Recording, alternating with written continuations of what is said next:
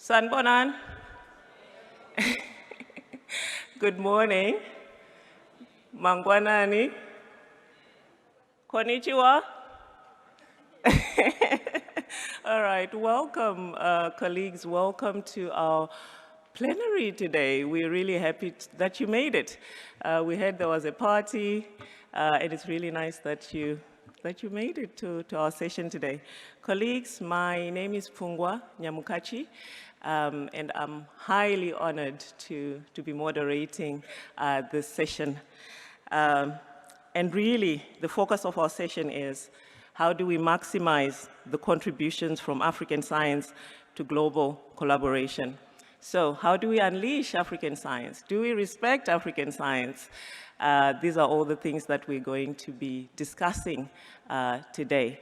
So colleagues, my job today is really to introduce our next speaker, our keynote speaker, Professor Tshilidzi Marwala, who is going to really just set the scene and set the tone before our panel comes up.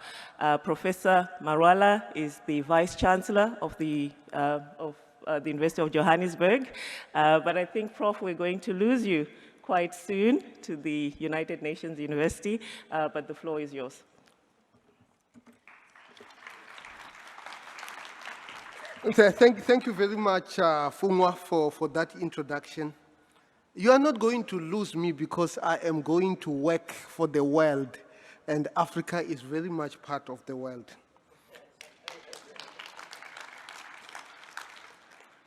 Sanibonani. You are supposed to say, yebo. Sanibonani. Thank you very much. Good morning, ladies and gentlemen. I have been given the task of setting the scene on African science and collaboration with the rest of the world. I think one of the things that is quite stuck in my mind is that we don't collaborate enough as African scientists and African universities. We collaborate more with the rest of the world than amongst ourselves. In 2006, the author Chimamanda Ngozi Adichie asked in an impassionate piece for the Washington Post, and I quote, "If I were not African, I wonder whether it will be clear to me that Africa is a place where the people do not need limp gifts of fish, but sturdy fishing rods and fair access to the pond. I wonder whether I would realize that while African nations have a failure of leadership, they also have dynamic people with agency and voices," close quote. Adichie effectively captured the complex dichotomy being African presents. We are a continent that hovers between two worlds. We boast the youngest population, and there is demonstrably capability and innovation, yet our developmental legs and our economic trajectory leave us wanting. In October, the IMF warned that Africa's recovery had been interrupted and the future had taken on a grim outlook. The challenges are mounting. A worldwide slowdown, tighter financial conditions, and higher inflation are spilling over into a region already weathering a series of shocks. From the impact of climate change as a growing threat to the lives and the livelihoods in Africa, to the economic disruptions stemming from the Russia-Ukraine war, which could push a further 1.8 million people across the African continent into extreme poverty by the end of 2022, and another 2.1 million in 2023, to our additional financing needs, which are currently estimated to be $432 billion US, to the lingering impact of COVID-19, Africa is facing a trough. As the IMF declared, and I quote, Within this challenging environment, policymakers must confront immediate socio-economic crises as they arise, while also endeavoring to reduce vulnerabilities to future shocks and building resilience. Ultimately, however, the region's safety and prosperity will require high-quality growth and the implementation of the policies that will set the stage for a sustainable recovery, helping countries move away from the edge, close quote. But tangibly, what does this mean? There is an inextricable link between science and nation building, and studies confirm this phenomenon. The two nations vying, for example, for the title of artificial intelligence superpower, and these are China and the USA, both invest heavily in research and development, and thus scientific and technological capabilities. According to the US National Science Board report released earlier this year, China contributed 29% of the growth in the global R&D between 2000 and 2019, compared to the United States, 23%. In comparison, according to the Brookings Institute, by 2019, Africa's research and development funding was only 0.42% of the GDP. The global average stands at 1.7%. Kenya, South Africa, and Egypt have emerged as major research hubs in the last decade. Kenya invests, for example, 0.8% of its GDP on R&D, while South Africa is at 0.75% and Egypt 0.6%. This has widened our gap with the emerging AI superpowers and feeds into our developmental lag. There are a confluence of factors that have contributed to this phenomenon. According to a 2016 research survey by Seeding Labs, scientists working in African countries often lack access to infrastructure and cutting-edge science equipment to allow them to conduct research geared towards addressing many of the challenges the African continent faces. There is a lack of funding mechanisms to create viable ways to disseminate research. Yet, as we emerge from a dark period in our collective history, it is apparent that we need to do so with an emphasis on science and technology.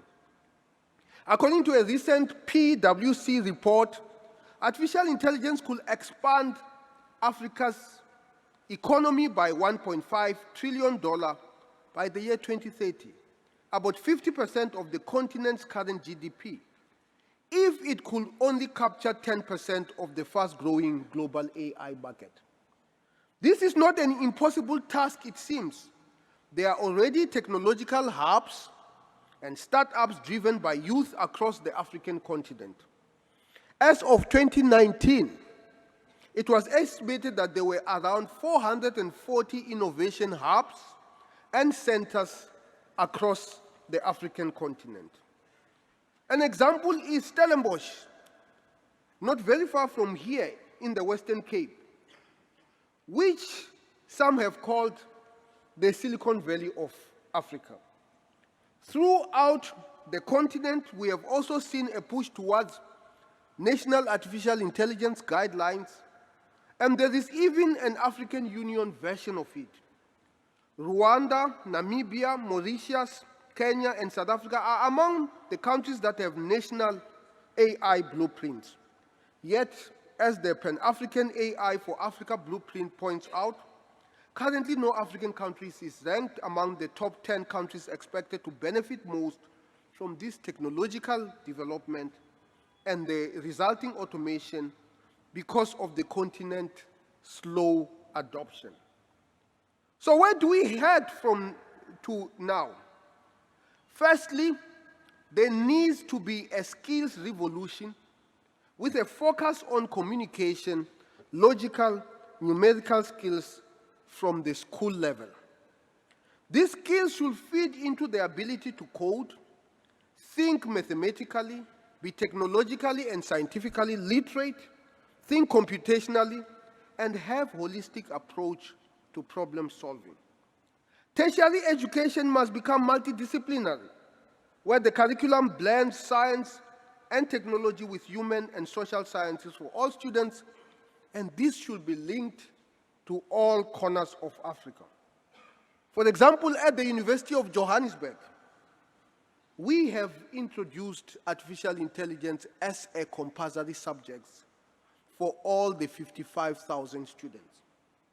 Furthermore, we have introduced the Africa Insights module as a compulsory subject, which teaches African economy, society, politics, and how that links to African science and technology.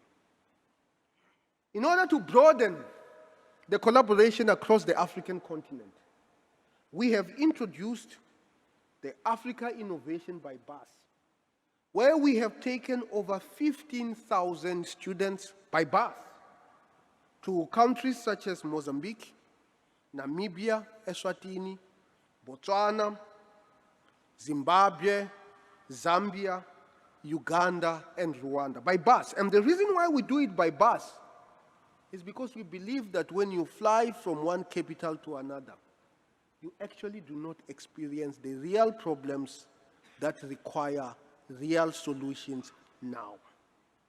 There must be a mixture of skills stacked up on top of each other and aligned to industry. We need to invest in projects for mass skills development. This investment can be scaled for exponential skills pipeline development and market absorption. This could be particularly effective in the manufacturing, agricultural, and tourism sectors, which provide direct opportunities for such programs. There is a huge misconception that there are no technical skills in the African continent. Maybe there are not enough technical skills, but there are technical skills. While part of the challenge is building technical skills for the huge swathe of the population that are unskilled, there is also a great emphasis on upskilling our existing body of skilled workers. The takeaway from this is that we need to foster science and technology expertise made in Africa for Africa. According to the World Economic Forum, in their Future of Jobs report, AI will create much more jobs than it destroys by 2022. 75 million jobs are expected to be displaced by automation. 133 new ones will emerge. And the big question that we need to ask ourselves is whether, as the African continent, are we ready for this? Are we prepared? Do we have the infrastructure to be able to tackle this complex world as it emerges? Nonetheless, if we don't take the right steps to educate, train, and retrain the workforce in Africa, there will be a serious shortage of talent with the necessary technological skills to fill the new jobs that are going to be created. Secondly, our policies need to be reframed in a manner that speaks to this advancement, but also speaks to ethical approach. While these emerging technologies enable us to improve efficiencies and productivity, they may also lead to increased inequalities among and within countries, and our policies and strategies need to speak to these possibilities, ensuring that there are no gaps in transparency, accountability, safety, and ethical standards which could hinder the development and the sustainability of the African continent. What is required is regional collaboration to ensure that policy is based on harmonization, inclusivity, and best practices. Thirdly, we need to create an enabling environment for open data and information sharing to foster science and technological exchange, innovation, and to create markets. We should establish data and information as a public asset and push towards open public sector data and information to reduce entry barriers and promote innovation. Fourthly, there needs to be a greater investment into science and technology on the continent. This calls for a focus on science and technology centers that focus on localized applications of technology. Solid investments in facilities and spending for research to facilitate the consolidation of researchers and professors is pivotal to creating a technology-driven economy. For example, just last week, the Department of Communications and Digital Technologies, the University of Johannesburg, and the Tshwane University of Technology established the Artificial Intelligence Institute of South Africa as an innovation engine for public and private sectors. And this concept of getting the private sector into conversation is more urgent today than ever before. In South Africa, for example, there is more expertise on science and technology in the private sector than in the public sector.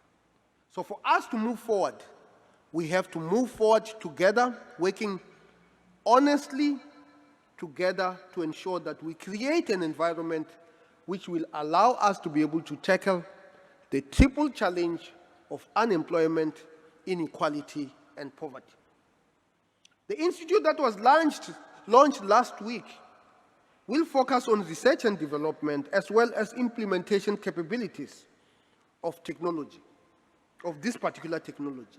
In this way, the institute will help enhance investment in human capital and in the applications that improve collaboration between humans and machines.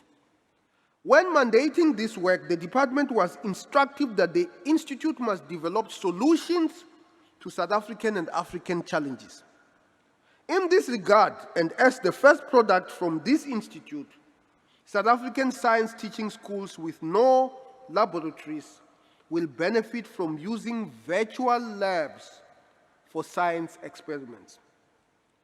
The institute is ultimately expected to be responsible for the country's AI capacities and applications across all sectors of our economy.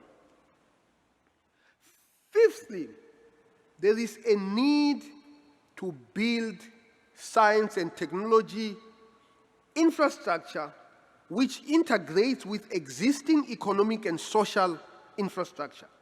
We need to look at the generation and delivery of energy, which is a big problem that is facing South Africa, for example, and of course the rest of the African continent. The extension and improvement of water infrastructure and health, especially given the predictions that Southern Africa is increasingly becoming a desert. And educational infrastructure to create a coherent and comprehensive infrastructure network. Importantly, in this endeavor, there needs to be an emphasis on global cooperation.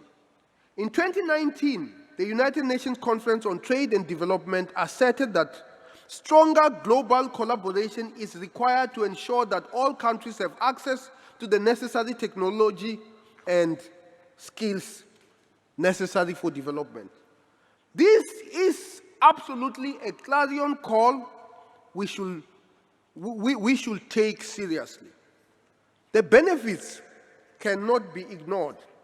In 2001, Mark Newman of the Santa Fe Institute in Mexico analyzed the network generated by collaborations on scientific papers. His findings revealed a web of connections that he argued help to ensure the efficient dissemination of new ideas, standards, and ethics, and the crux of science if you will. And if you do the same analysis in the African continent, you will realize that the network, the connectivity network amongst researchers in the African continent is actually quite sparse. It's not bad when you compare, when you analyze it with respect to the rest of the world. And indeed, it's very important that we incentivize African researchers to collaborate, because many of the challenges that we face as the African continent are not being solved outside the African continent. So we'll have to solve them ourselves. As Mark explained in a paper for the Proceedings of the National Academy of Sciences, and I quote, "Science will probably not work at all if scientific communities were not densely interconnected," close quote.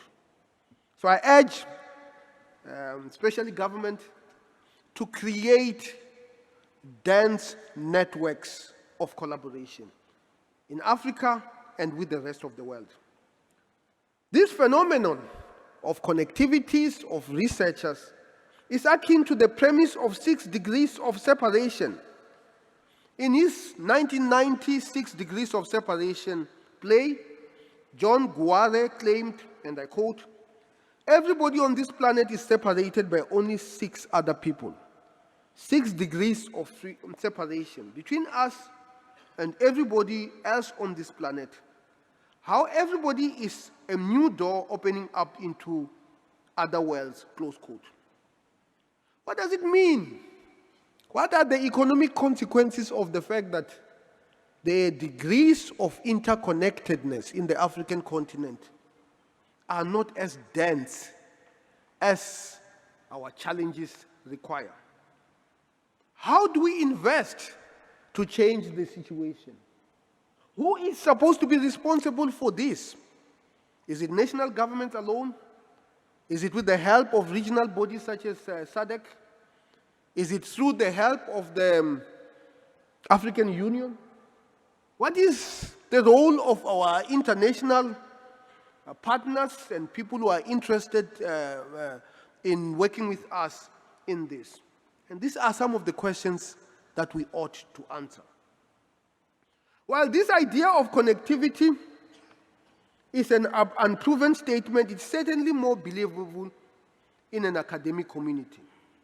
As Newman asserted, the average distance, which is the number of connected points between any 2 people chosen at random who are collaborating in research, vary from just 4 for high-energy physics community to about 9 for computer scientists, and is generally about 5 or 6.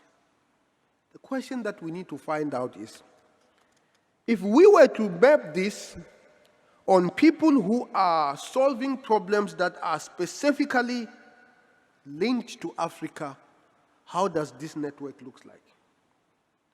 Arguably, the reason for this is because of the importance of the research that emerges from the scientific community and the emphasis that has been placed on collaboration. This collaboration maximizes the impact of our research. And if this theory of 6 degrees of separation is indeed accurate, then one can surmise that we also have a duty to foster and build these networks. And these networks must be resilient. They should not just be transient and appear and disappear, because long-term collaborations are much more beneficial than short-term collaboration. Global cooperation widens access to valuable additional expertise, the sharing of costs, and it helps avoid duplication of effort and wastages of resources that are sorely needed to tackle the global problems that confront all of us. A thesis by renowned South American economist Ricardo Horstman is that barriers to cooperation will restrict economic growth. Without interchanging skills between nations, existing and future industries will absolutely be constrained. Then, of course, as the COVID pandemic has demonstrated, accelerating joint progress through collaboration is even more valuable when the goals are global public goods, such as the objectives of the Sustainable Development Goals. For example, at the Quantitative Bioscience Institute at the University of California, interdisciplinary collaboration was emphasized. For example, during the pandemic, as the virus began to spread through the world, it drew the attention of researchers. And research on the virus began with 10 scientists, and the network grew to 42. Then when Zoom and Teams became the new normal, there were hundreds across various disciplines from different parts of the world. And the lesson we can learn from here is that these new tools of collaboration, tools that allow us to be able to communicate much, much better than we could actually be able to communicate before, allow us to expand this density of the network of collaboration in Africa and with the rest of the world. And we should incentivize researchers to take this in order to expand collaboration and tackle some of the problems. Of course, during the pandemic, within months, research papers mapping out protein interactions and other features of the virus that have helped to identify drug candidates had been published. And one of the things that we were very interested in was the amount of research on the pandemic that was coming from the African continent. And of course, as we learned, it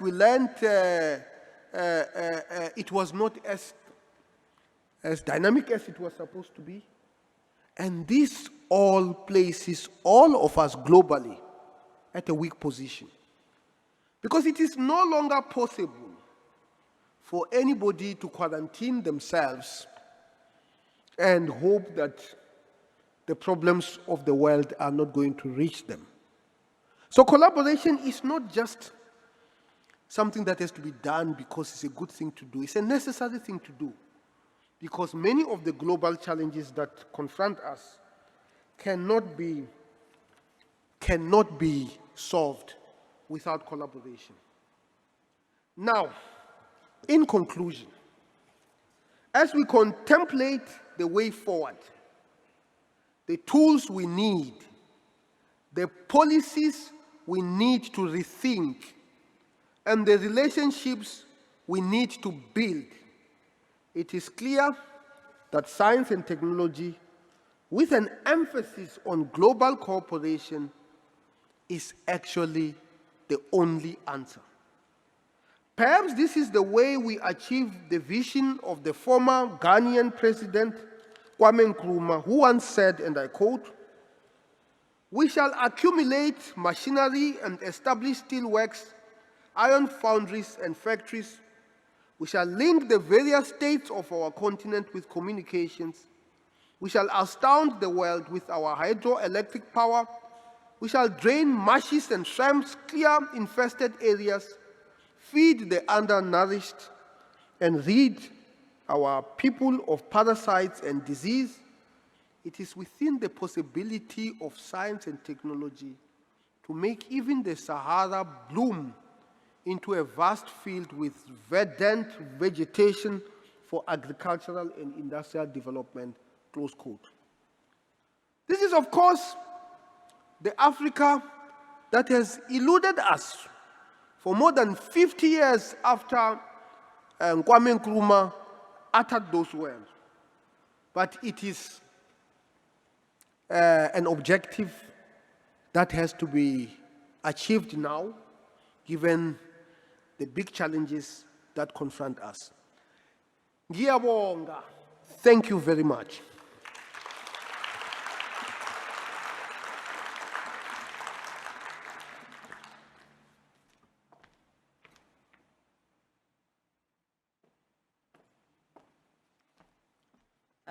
Thank you so much, Prof. Marwala, for such an elaborate keynote, really just delving into the meat of things, right? Yes, collaborations matter. Collaborations are important. In fact, there's an African proverb that says that if you want to go fast, go alone, but if you want to go far, go together. So thank you, Prof. Even the challenges that we do have, you spoke about the challenges of funding for research and innovation in Africa remaining low.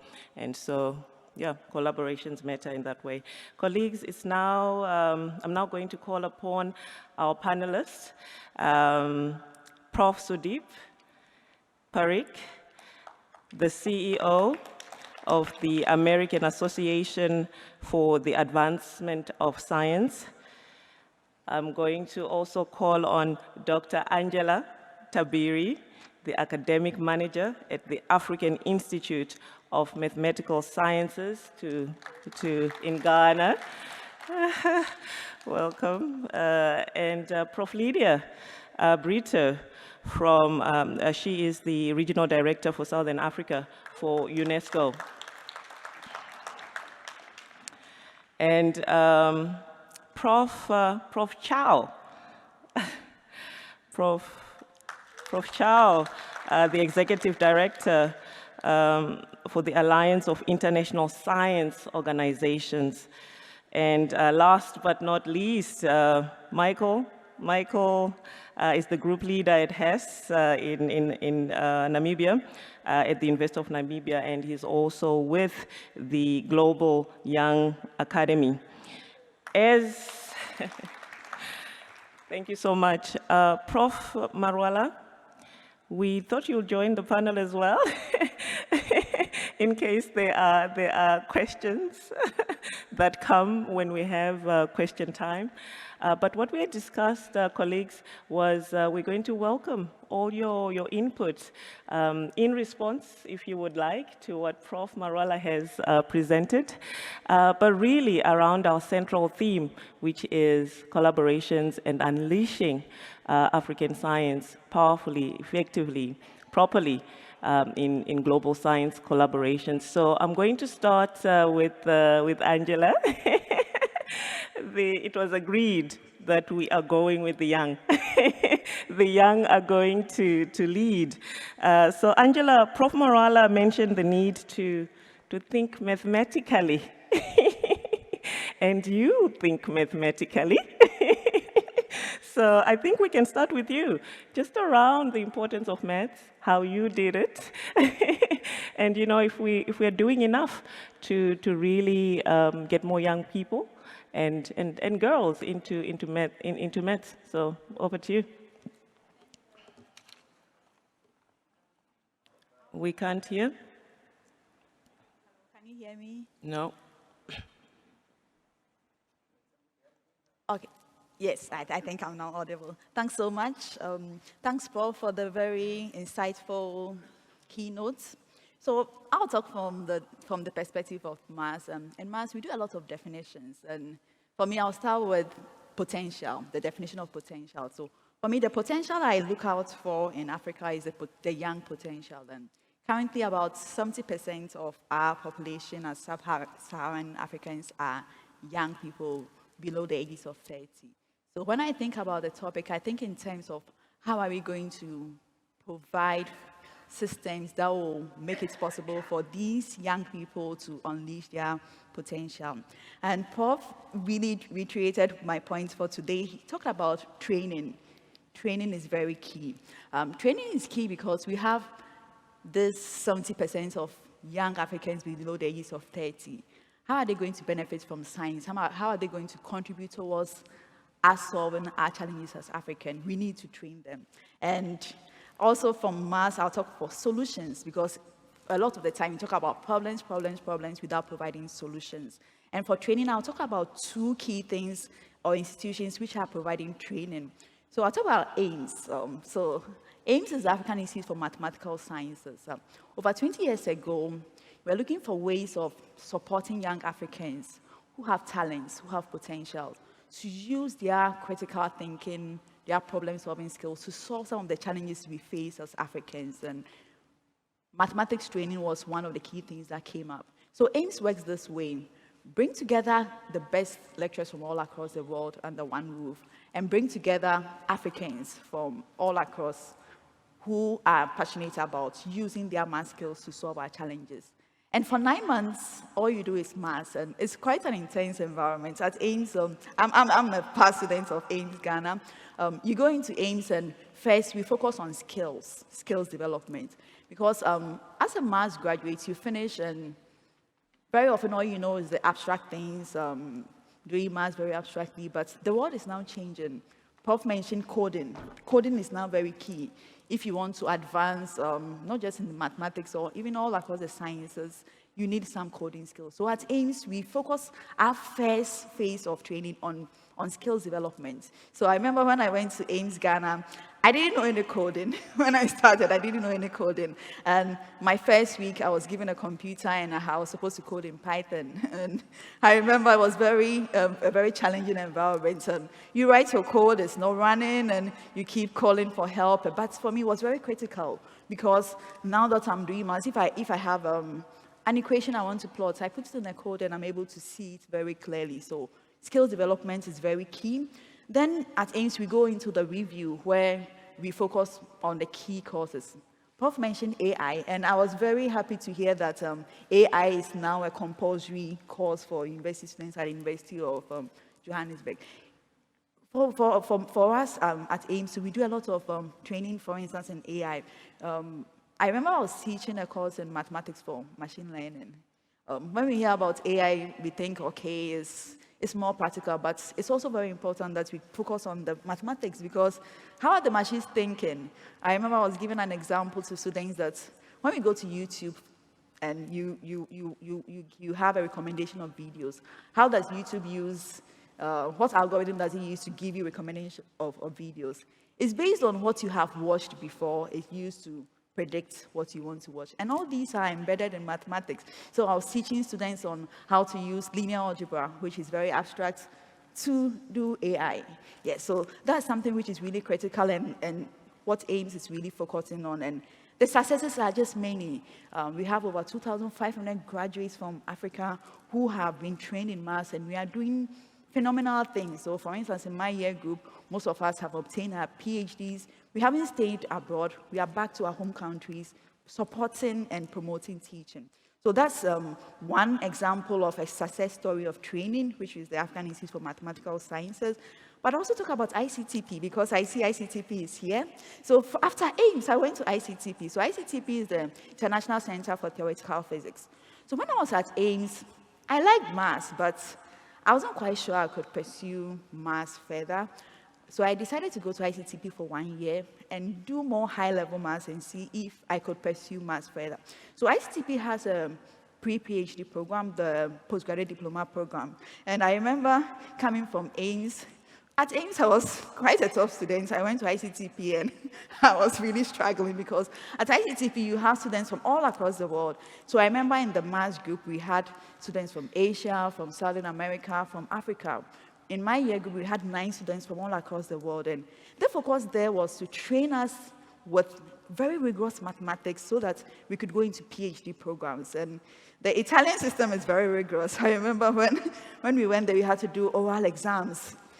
In Africa, I did all written exams, and you pass, and you have your A, and you go. And in Italy, you had to meet a panel where you had to defend why you deserve this grade in this course. And for me, it was very critical. So at ICTP, we came across top level of maths, and I remember applying for PhDs at ICTP. And for me, it was either I get to do the PhD in maths or I quit maths. I was that bad. I really wanted to do either maths or nothing to do with maths. So I applied for the Shilumbeji Foundation Faculty for the Future Fellowship at ICTP. And I remember one day I was sitting in the library, the ICTP library, and I got an email about the fellowship. It was to study at the University of Glasgow. So when these emails come, there's a way you read it. You scroll down a bit, and you read the first few lines to see if is something positive. So I scrolled down and I read the first few lines and I realized it sounded positive, and I realized, wow, I've been awarded a fellowship to study for my PhD at the University of Glasgow. And for me, I see ICTP's training there as being critical, because in my year group, all 9 of us got PhD positions all across the world to study. So if you want to promote the potential of Africans, we really need to focus on very high-level training for young people. Secondly, I would like to talk about public engagement. When I was young, I didn't think I'd become a mathematician, because I was good at maths though, but there was no pipeline, there was no program to nurture my talents in mathematics. But for young people who are growing up in Ghana, we are changing the narrative. So I'm currently the academic manager for the Girls in Mathematical Sciences program at AIMS Ghana. Now, this program is to nurture the talents of young girls in mathematics, because there may be a younger version of me who is good at maths, but doesn't know how to, how do I continue with maths? I do maths in secondary school. What course do I do at the university, post-university? What do you do? So we now have this new program, which we launched in November 2020. Now, it's for secondary school girls from across Ghana. Now, when we launched it, we had applications from 11 of the 15 regions of Ghana, where students come in for 9 months. And this is a hybrid program. So the students come in and we give them a laptop, we give them internet devices. And what do? So in Ghana, most of our secondary schools are boarding. So when they go into their boarding schools, once every month, we have an expert giving a 2-hour masterclass to these young girls. Now, why are we doing so? Because in secondary school, they see maths and all they think of is the calculus, the algebra, which is really abstract. But in this class of young girls, there are people who become data scientists, who become artificial intelligence experts. So every month, we have an expert, either from industry or academia, giving them a 2-hour masterclass. And our goal is that we want these girls to see different places where mathematics is being applied. Not just that, each of the girls is given a mentor. And I was excited to see one of the mentors, Priscilla. She's Priscilla Mante. She's with a co-chair of the Ghana Young Academy. Each of the young girls is given a mentor who will guide them on their career journeys. Because currently, our girls have finished secondary school and they are planning to go to the university. What course do I choose at the university? Which university do I apply to? I want to apply for scholarships. How do I write my personal statement? So each of these girls is given a mentor to guide them on their journey. But thirdly, they come to our center at AIMS for more rigorous training. So last November, for 3 weeks, we had 40 girls from 37 secondary schools in 15 regions of Ghana at our center in AIMS. And for 3 weeks, we did very rigorous maths. And I remember when they came in, most of them didn't know how to code. So we had a course, an introduction to data analysis. So our students had to learn how to code in Python. And these are young girls as young as 14 years. Now learning how to code. We had a course in particle physics with machine learning, where they had data from CERN that they were using machine learning to analyze. And you could see their eyes light up, because at that young age, they are seeing AI. They are given laptops. They will be able to dream that, oh, okay, I like maths and I can develop my career in AI. But we also take them through industrial visits, because we want them to see where mathematics is being applied, so that it's not that when you do maths, you should become a lecturer like me, but there's more that you can do. But finally, I'll talk more about creating awareness, because very often we see a lot of opportunities, but we are not aware of these opportunities. So something that I started personally is that anytime I meet young or African mathematicians, I would like to highlight the career options available when you study mathematics. Because when you study maths, you don't only become a lecturer, there's more you can do.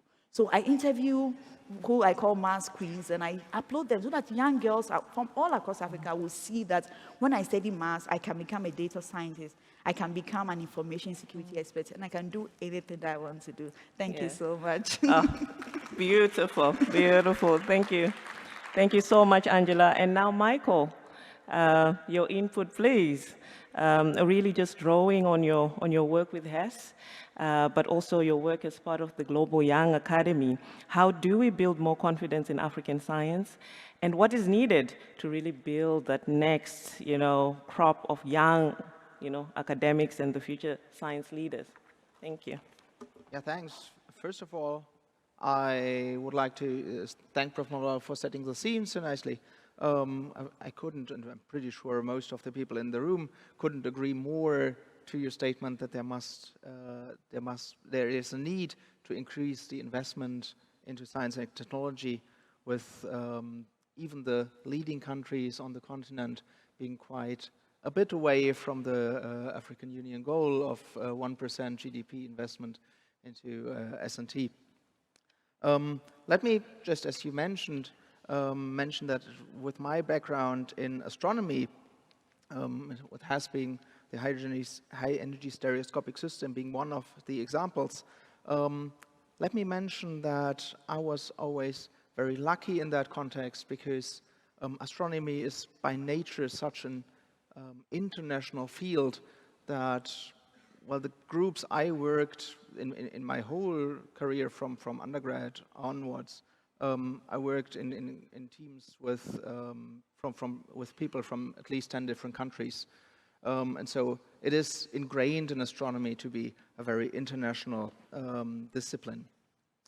But as my fellow early career researchers have mentioned before, let me also once more emphasize that we from the Global Young Academy are very thankful to the organizers for the invitation, and also for, well, being able to sit here on the table and to contribute towards sustainable solutions.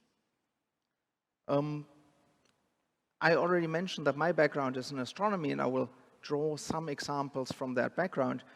Please don't be alienated by that. I'm pretty sure you can transfer them very easily to any other fields. And there's a wealth of possible aspects to mention under the given scheme of science for Africa and the world. But I want to focus on three partly related aspects, namely science for Africa, science in Africa, and fundamental science also in Africa. Under Science for Africa, I would like to follow earlier discussions at this very World Science Forum, and they're asking whether there is or even should be science for Africa, or whether we should rather discuss science in Africa, or if they are possibly related. I leave that for discussion and instead quote some of the statements that were made during this World Science Forum that had quite a ringtone to me. And so, quote, "Science arrives in Africa already fully formed." Next quote was, "We as Africans don't feel we can contribute or challenge this preformed science." I don't want to diverge now from here into discussions about science systems, but rather focus on the rephrasing of that by our former GYA co-chair, Dr. Connie Neshwe-Merere, who asked during a session of the International Science Council, how do we go from being receivers and consumers to become contributors and creators of knowledge and science? And that's literally the question you also just posed to me. Let me share an anecdotal example that I just learned about a week ago. We can probably agree or easily imagine that our fellow scientists in the United States have been amongst the world-leading group of radio astronomers for the last couple of decades. Still, for their next major research infrastructure that they are going to build, which is dubbed the NGVLA, NG for Next Generation. It was a fellow South African researcher who was asked to help with the technical design for that. And by no surprise, that colleague holds a research chair which supplies the much needed financial as well as student resources, as well as freeing time from undergrad teaching that many African academics are so heavily burdened with. So that might not give the one answer to that, but it might hint to which direction one needs to go to answer that, for also Africans to become contributors or even world leaders in science on this very continent. And with all, with strong defying of all African imposter syndrome, that is something that we shall never forget, that it indeed is possible. When we come to science in Africa, my second point, which is very closely to my heart, because I feel that quite often it is quite far from being self-determined what science for Africa should be. Suggested, or shall I say dictated, by international streams of donor funding, it appears that African science shall care essentially, or even exclusively, about African problems, in inverted commas, namely agriculture, water, sanitation, vector communicable diseases, HIV/AIDS, and climate change adoption. Almost univocally, you will find these in the Africa strategies of the countries in the global north, but also the Trailblazing Future Africa speech of such challenge domains, and even the Science and Technology and Innovation Strategy for Africa, as well as the STI priorities of the African Academy of Science fall in line. Tackling these challenges, which are indeed related to the Sustainable Development Goals, is immensely important for human development in Africa and beyond. Please do not get me wrong on this. Still, solely focusing on problems cripples science in Africa, as it does not take into account any areas of opportunity. Neglecting these opportunities appears as a fail-safe plan for science in Africa to play catch-up indefinitely. Contrary to this, you will agree with me that science in Africa can use any bit of head start. And these opportunities might arise from very different fields, be that indigenous knowledge or also geographical advantages, as, for example, astronomy in the Southern African region tries to make use of. Let me conclude to come to what I coined fundamental science also in Africa. And for that, trying to cut short a little, mentioning that the focusing on applied science is not just an issue we see here in Africa, but worldwide. The Global Young Academy just very recently published the report Back to Science, which is on the researcher's perception on the global state of funding for fundamental research. And our lead author stated, the findings of the report emphasize that researchers around the world see funding for basic research decreasing in the context of increasing funding for applied research. And this will come with significant societal costs in terms of future innovation and capacity. The Physics Nobel laureate Joe Smoot put it as follows: if we only did applied research, we would still be making better spears. Making use of the very same metaphor, let me conclude by asking, is it socially just if science in Africa should only care about spears? Thank you. Thank you. Thank you so much. Thank you so much, Michael. I think some of the points that you raised really segue nicely into a question I had for Prof. Sudeep. Of course, we'll take your input in terms of the keynote address. But really, I was also just curious to ask you around this issue of money and funding, and whether money is a necessity to ensure equitable partnerships, and how do we share risks in global science partnerships, risks and benefits, right? And what do equitable partnerships look like? Prof. Sudeep. Let me try, there we are. First, I want to thank Professor Mawala. That was an incredibly expansive and insightful keynote.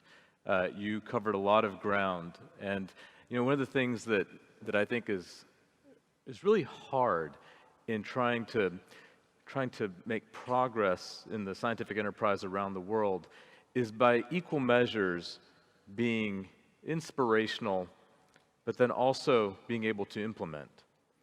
And your keynote provided a vision, painted a picture of what could be, whether it's the verdant Sahara or the contributions of the African continent to the global scientific enterprise, while in equal measure providing the implementation.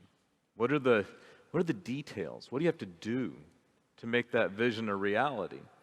And that's the exciting part to me, because it turns out that the scientific policy to get to the best possible world that you describe is not rocket science. It's not brain surgery.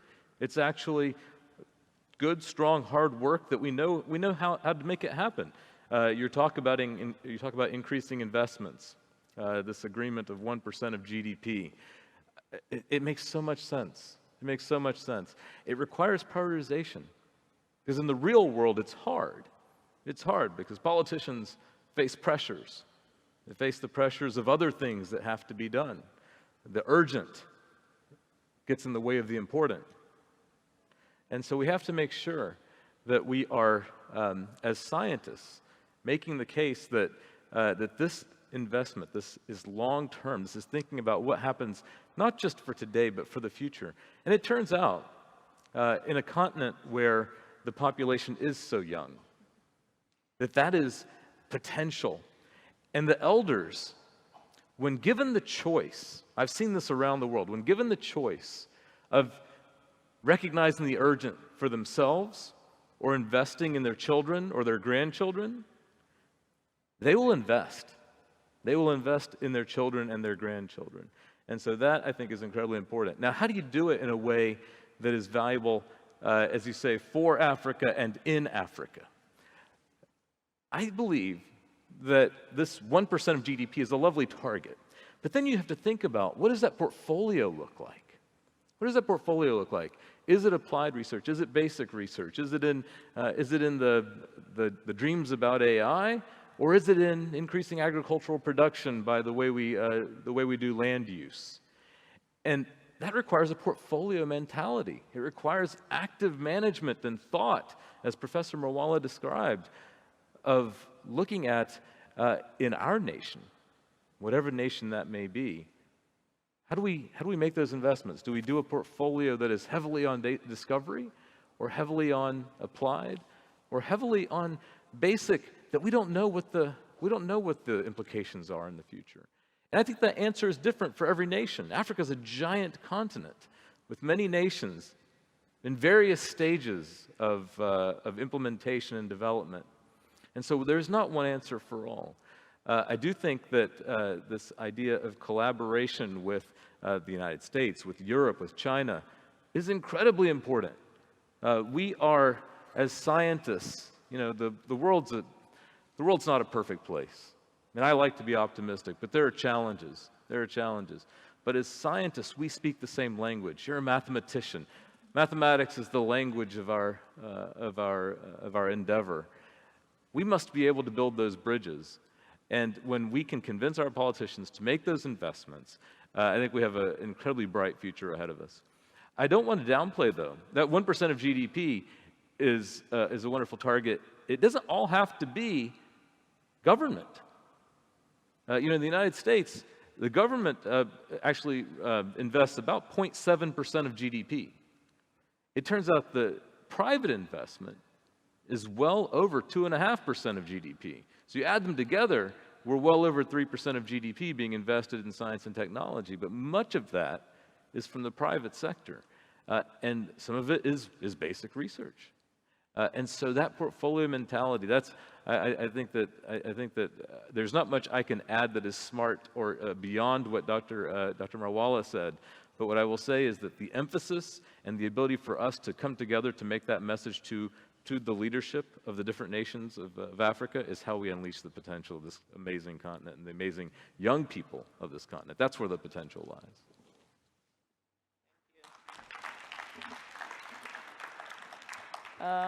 Prof. Lydia, your input, please. You had such interesting perspectives when we were prepping yesterday. So. Thank you very much. Thank you. And what a pleasure to be in this wonderful panel. And Prof, thank you so much. Very nice to see you before you moved to another continent, and we know you are ours. So Africa will always count on you.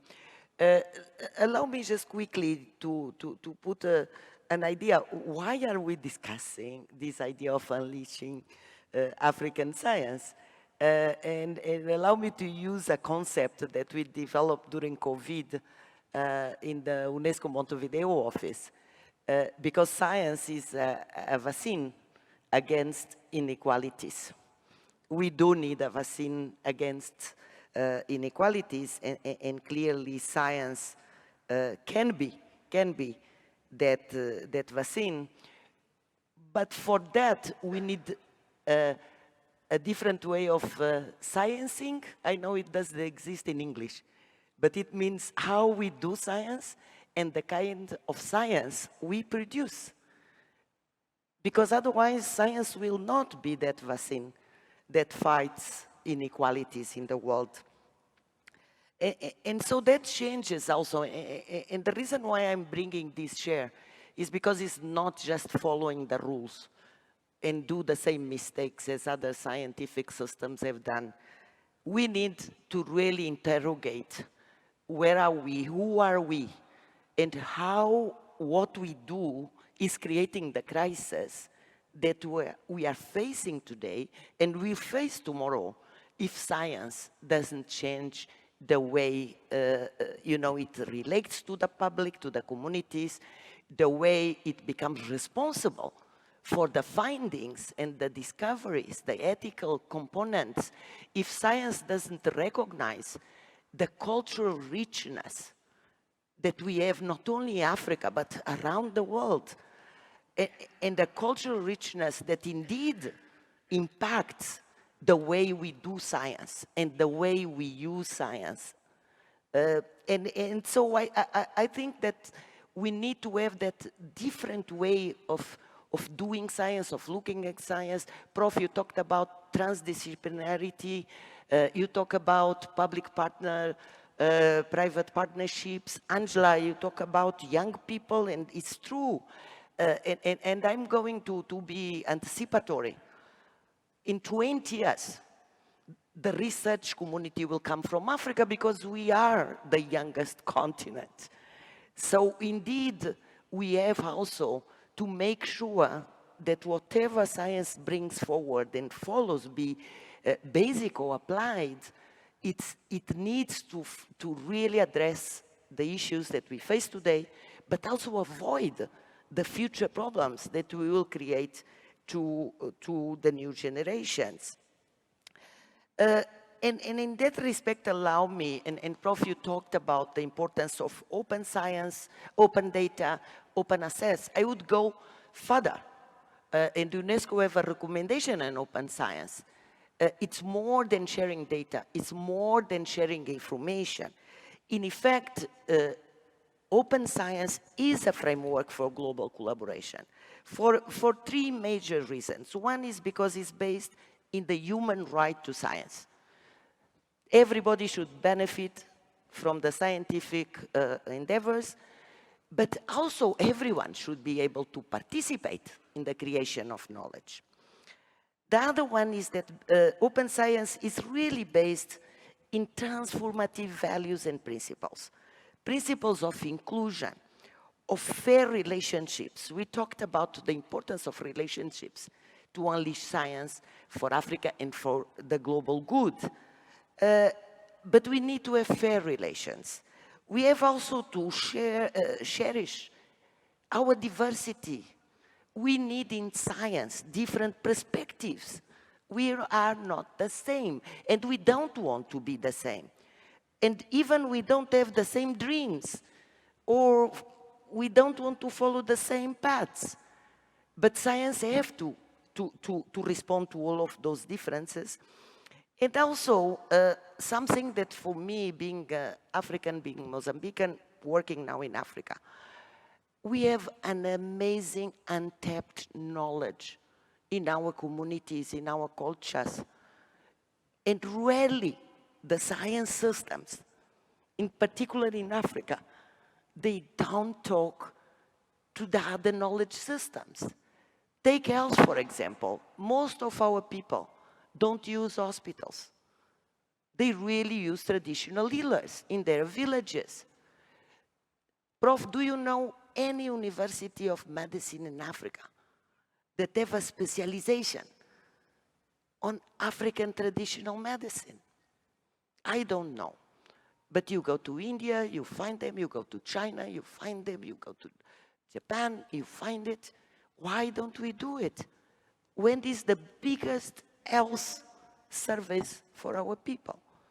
So why are we away from it? Why are we not supporting it? So it's really about, when we talked about open science, and again, Prof, you mentioned those things, it's about sharing. It's about sharing with fairness.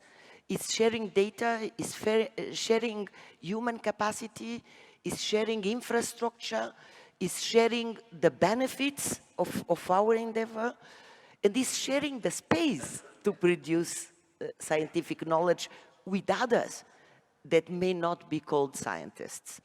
So my argument is that we do need to have the open science framework as a strong basis to inform our regional and regional policies and strategies, to inform the building of common infrastructure for African science that will also impact global science, to pool funding. We were talking about the importance of leadership, to put funding.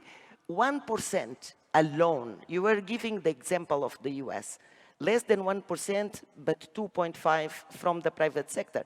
Now imagine, just Southern Africa, if all of us put 1%, we have a lot of money because we have in SADC 16 countries.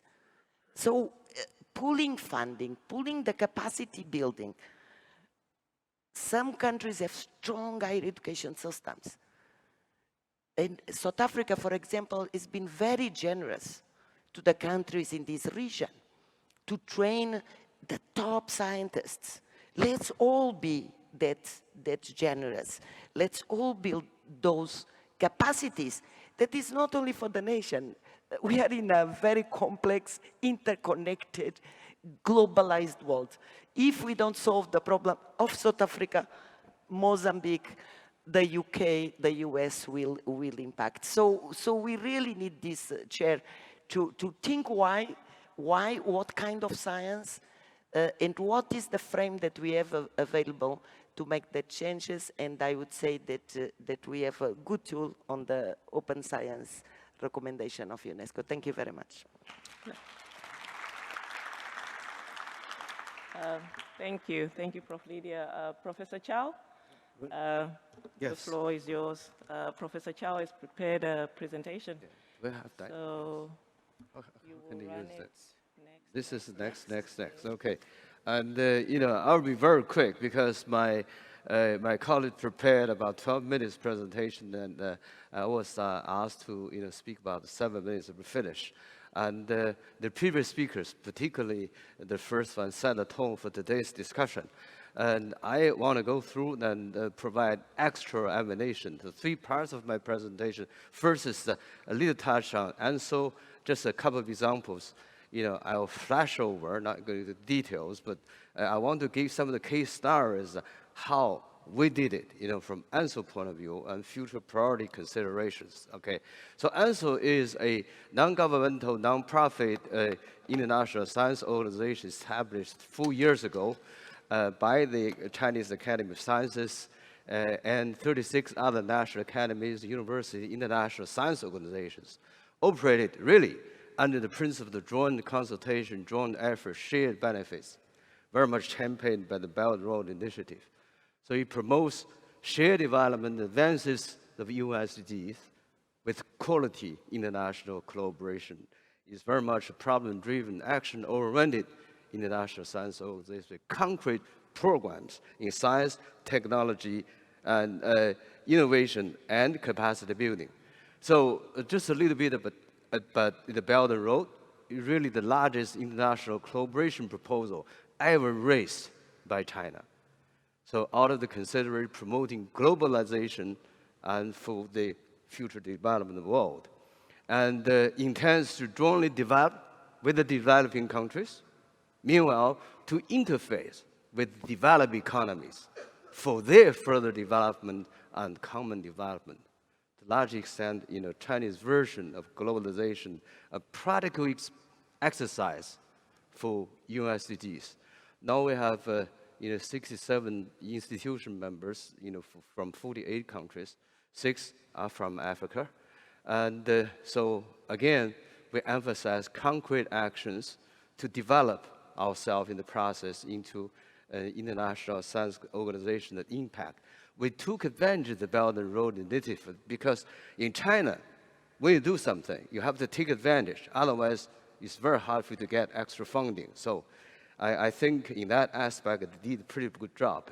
So due to the support of the Chinese Academy of Sciences, our own efforts in attracting, raising funds from the private sectors, we have the tax exemption status, so we can seek donations from the private sector. So due to that, we do have a number of programs, including collaborative research, that target proposals from overseas scientists, also targeted training carried out overseas, that sort of things.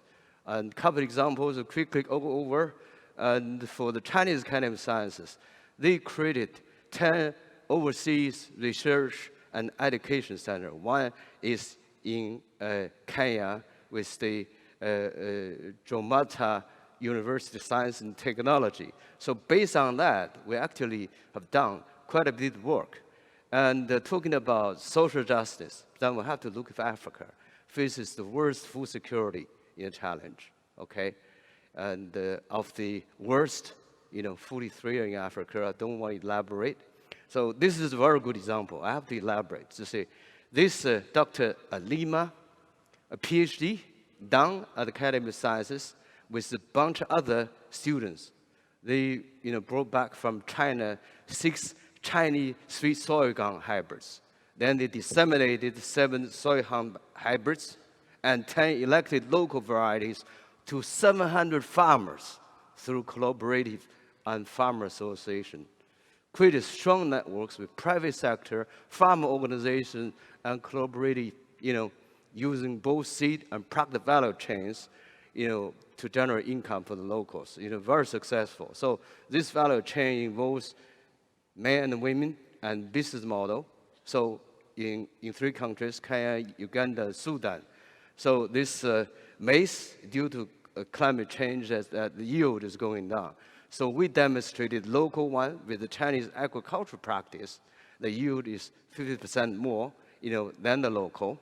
And cash crop, so is really, teach developing countries to use spatial information, satellite data, to monitor, their agricultural production and management of ecosystem, deal with natural disasters. They can, make decisions by themselves. Now carry out between ANSO and the United Conference on Trade and Development, very well accepted. Another is the first speaker really, has a wonderful dream to turn sub-Sahara in good, areas. But, we're trying to fix the moving sand dunes, okay? And it has been carried out for a number of years with training centers. But the examples I'm trying to provide includes the PhD trained in China and the, technicians from Africa. So only training the people, so they'll be able to carry over and continue to practice the, the skills and technology. Another example, for instance, provide drinking water. We actually provided, some of the drinking waters to a number of countries close by to China. This is an example that occurred in Kyrgyzstan. And the local provided houses. We installed some of the, innovative quality screening, devices. So very much appreciated by the local. So during the pandemic, it supported about 50,000, to the farmers. And so the number of agencies that could organize a little press briefing. Well, and another I think is that we supported a little project that makes the innovative nano, coating materials with the industrial waste. So we really apply those coating materials to the roofs. It cools down the temperature significantly. I see a big potential to be extended to a lot of countries in the developing world, also a way to contribute climate change. Well, we try to serve the region, bridge some of the big, companies to demonstrate the PV in the restoration of ecosystem, a case in RC. Well, I have to say this about that we recruit about 300 PhDs and 200 masters from all over the world, particularly the developing countries. And this year, we'll work out a new scheme with Roman's office and UNESCO. So we're going to support 40 students, and they're going to represent the most underprivileged, unrepresented group and talented young. Well, future considerations. Well, Africa means all the stuff, all right? So talking about the science for social justice, I'm really reminded what President Xi, said in his global development proposal, and the 5 questions raised by the President of the Republic, South Africa. I took a deep analysis. I see such linkage between the 2 leaders. Definitely we have to emphasize on the most needed in the African continent. Of course, we have to emphasize basic science education, but nevertheless, applied science will be able to bring the economy, create jobs, and bring Africa to be in common step with the rest of other continents. So education, training, and basic science. Okay, basic science, closely related to education, agricultural science, technology, biotechnology, science and tech that makes a difference. Drinking water, on basic human beings, basic human needs, improvement livelihood, biodiversity, climate change, digital economy, that can really accelerate, African continental economic development, livelihood, bring fair opportunities, convenience to the disadvantaged and people in the remote areas. Those are the areas that can really demonstrate the UN pledge, leave no one behind. So I'm also answering the question raised by the president of this great country. So benefits of Africa, I want to emphasize digital, Digital enhance global productivity, reshape global manufacturing, and global sustainable development, because green means enhances efficiency. It supports UN 2030 development agenda and African Union 2063 agenda, benefit all aspects: modernization, urbanization, globalization, diversification, economic pathways, the united market and trade of the African continent. China, of course, has done a pretty good job, but we have short weaknesses. And definitely we have rich experience, tech innovations, most important of all, the willingness and vision to collaborate with Africa for shared benefits. So from my bird's eye view, as the only executive director of ANSO, I can just come up with some of the achievable things. Joint science studies, we do the strategic thinking and find out where we should put an emphasis to.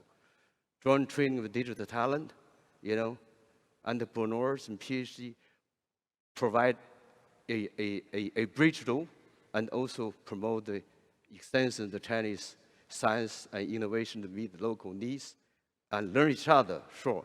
So really born for green, sustainable, and shared through S&T collaboration.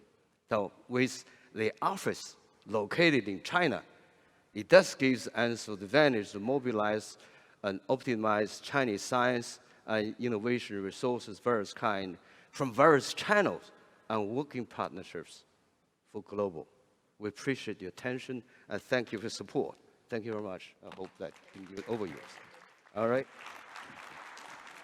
Great. Thank you very much, Prof.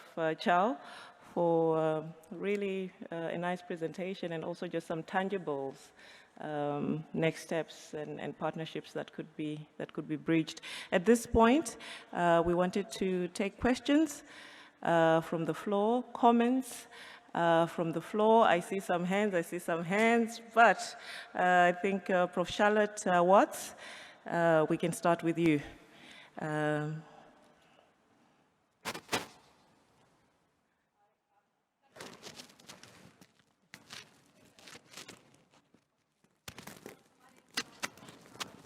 Sorry, we can't. You hear you use yet. the mic.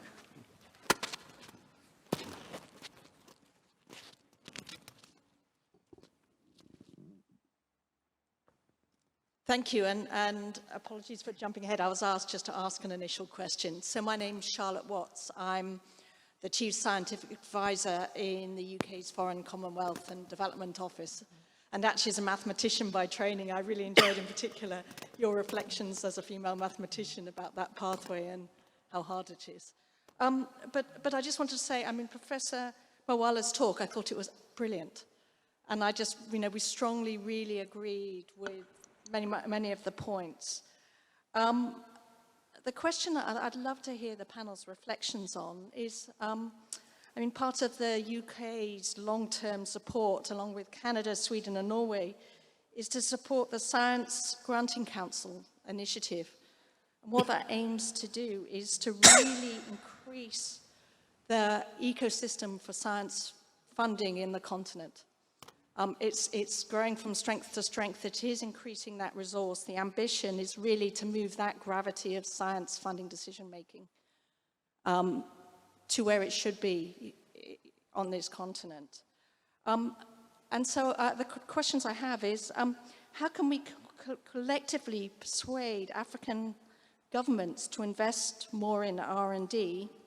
And also, how can we ensure that we not only build the capacity of African scientists across the breadth of disciplines, but also how can we ensure that that capacity remains on the continent, or sufficient volumes and breadth does remain on the continent, because we know of the challenges of retention and supporting long-term science careers. Thanks.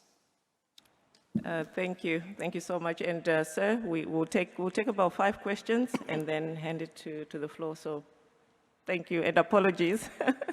We had asked Prof to. Hello, my name is Martin Dominic. I'm at the University of St Andrews in Scotland, and I'm also a former member of the Executive Committee of the Global Young Academy. Now, I've been a valued member of a scientific collaboration as long as others could claim my work as theirs. Does that sound familiar to you?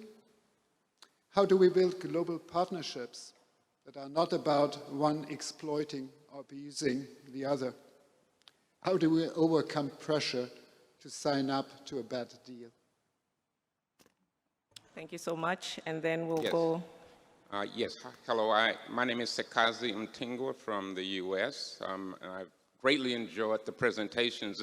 It's so great to see my friend from AAAS, Sudip Pari. We are both from North Carolina in the US. And also great to see our friend Tiberi, I think it is, because I worked on the steering committee to establish the AIMS Ghana with the late Francis Alote. So thanks very much. My question is to the Vice Chancellor.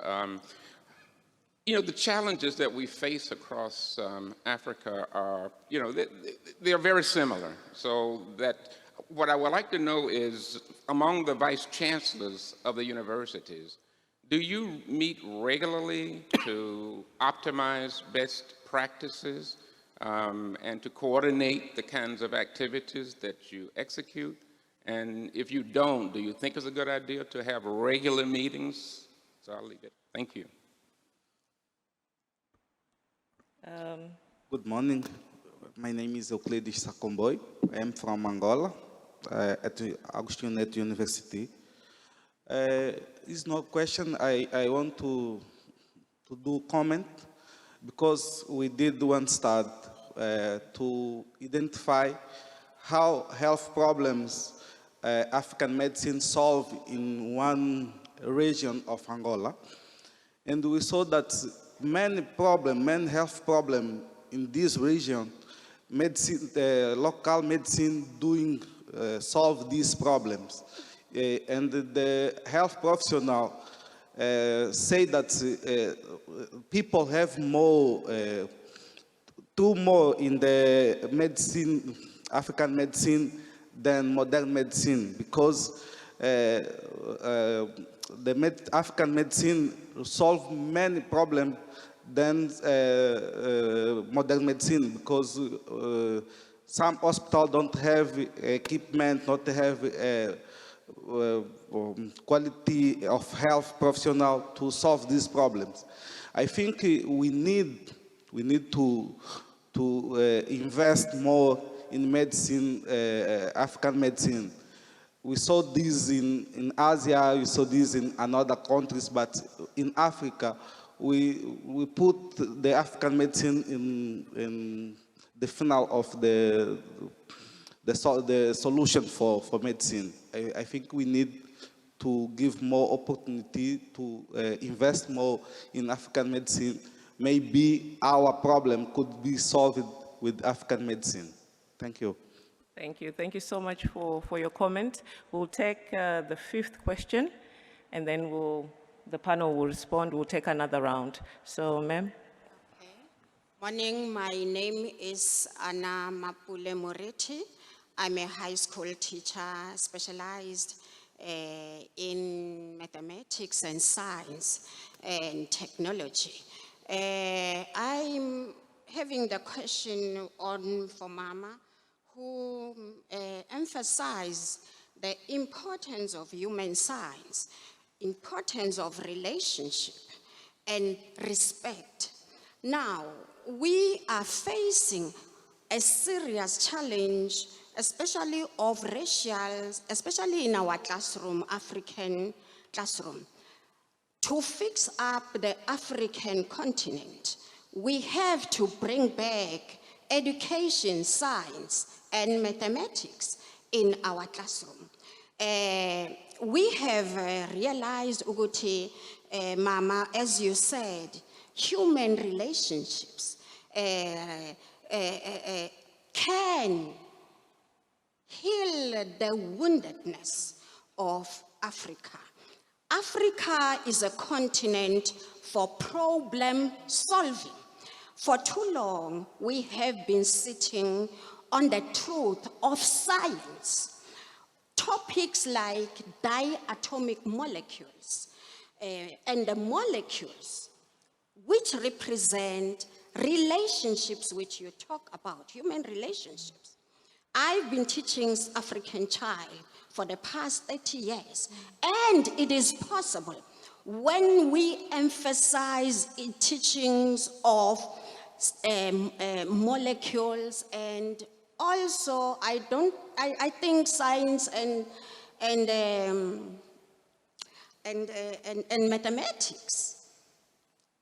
Mathematicians which are here, are you aware of the sign graph? We have completed the 7 pattern of the sign graph and the chapters of the death as a chemical substance is over. Death as a chemical substance has been ended in 2019. The homework which I can give you is go and calculate the chemical substance death after this meeting. Thank you, Africa. Thank you. Thank you so much. Prof. Marwala, I think you could start. Can you hear me? I will start with the question on ecosystem for funding R&D in Africa. I think that is something that needs to be done. And of course, in South Africa, we have the the National Research Foundation, which is the largest in the African continent, and maybe we could, look at how we can be able to expand that. I think the African Union must come to the party. But I do also acknowledge the political difficulties that would arise getting so many countries together to be able to commit. Now, the second issue is really on brain drain in Africa, which is really real. When I studied outside the African continent, and when I was deciding to come back, which was many, many years ago, more than 20 years ago, I couldn't help that hear many voices that were from many of my colleagues that were asking, why are you going back to the continent? And I have greatly benefited from working in Africa. The problems are much, much more interesting, and the job is much, much bigger because the stakes are much, much higher. And I think there was something that was done by the National Research Foundation, I don't know how far that is, where they were trying to get people who are in the diaspora to participate in scientific activities in the continent.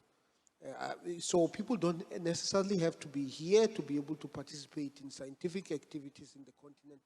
And we need to take to knowing very well that brain drain is real, we need to develop mechanisms to get some of the expertise to, now with online platforms, we can be able to do much more than we could be able to do. For example, I have seen of the PhD projects being supervised by people who are not in the African continent. So we need to certainly, and they don't necessarily have to come from the African continent, but certainly we need to involve the people who have left the continent. Then there was the issue of do we, as vice chancellors, do we meet regularly? Yes, we have an organization called USAF, University South Africa. That is an organization where vice chancellors in South Africa actually meet regularly. What is missing is, maybe once every 2 years, if USAF can meet with, once every 2 years, maybe USAF can meet with vice chancellors from the rest of the African continent. That is not what is happening, but certainly as South African vice chancellors, we meet, and some of these issues that we are tackling here are issues that are on the table. And then the last question that I would like to tackle is this issue of traditional medicine. Traditional medicine, my great-grandfather was a Sangoma. I don't know whether you know what a Sangoma is. He was a traditional healer, And I think what needs to be done, and it is being done to some extent, maybe not extensive enough, is how do we bring indigenous knowledge into the modern era?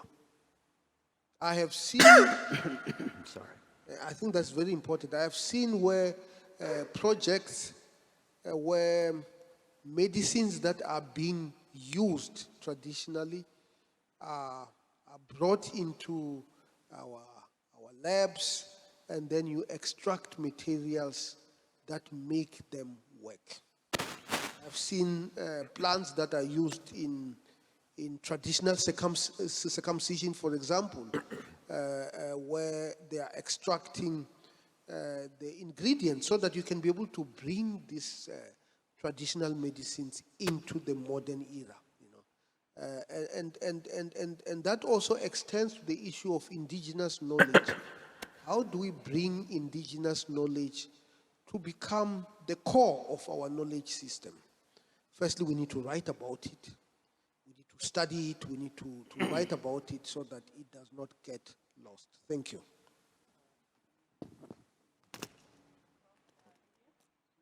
Thank you very much. And again, thank you, Prof, also for highlighting. I think there are two questions that I would like to address, and one was from our dear science teacher. I didn't have the time to say, but the Prof did in his intervention. We need to look seriously to our education systems, because our education systems create the silos that we also see in science, because the language and history teacher doesn't work with the science and technology teacher. And because we don't see our young minds as a whole person, and many of the schools are not even contextualized in relation to where these kids come from. We have schools that are in very complicated social conditions, but they are taught the same way with the same curricula that children that live in environments that give them a little bit more basis to absorb whatever is being taught. So I think the issue of bringing culture, the issue of bringing context, and the issue of bringing transdisciplinarity to the education system is also very important. So thank you for raising that.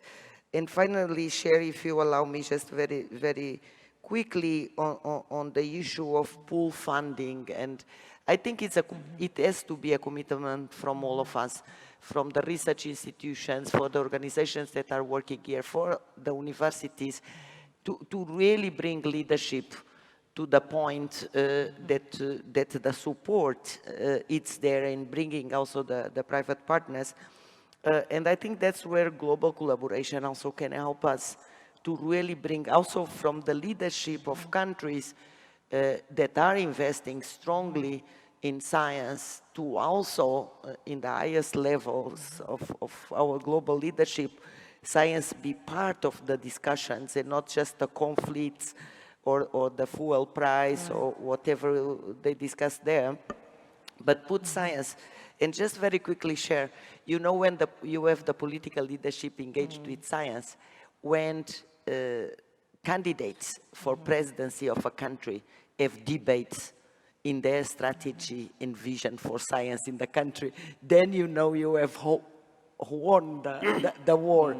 And so we need to put, I would say, science, technology, and innovation in the political agenda, and not only in Africa, but in many parts of the world. Sure. No, thank you so much. We have a lot of questions. I'm going to start with, that row, the three of you, and then the two ladies, here. So we'll take those five. Thank you, Michael Acha, Mauritius. The keynote speaker spoke about the need of networks of scientists. And I'm putting the point that must include the general population. How do you do that? It's something I've practiced for many years, and I think how many of you do that? When you have a scientific paper, do you prepare a popular version of it for radio, the press, for the media? Some scientists, in fact, don't do that, or they are reluctant to do so. And I think it's very, very important to get the press, the radio, a version like for the SDGs, there's a version for schools. And lastly, a version for decision makers. So, this is a big challenge. So I think many scientists are not happy or even not prepared to do that. But learning by doing, they can do it. This sharing of research results is a major way of involving the entire population, of stimulating others, in particular the youth, to engage in science. And the net result, I end on that, is that also the politicians are stimulated to do that 1% or more of GDP into research. Thank you. Thank you. Thank you so much for your point, sir. If I could punt my organization just a little bit around these popular versions of science that you talk about. I work for the Conversation Africa, and it's exactly what we do. So I encourage you to read us if you aren't already, but thank you so much for that point. Very important. Ma'am?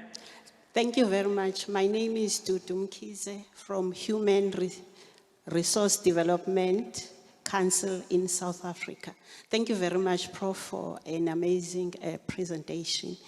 I would title my question, Science for Social Justice, Where It Matters, and then link that with unleashing potential where it matters.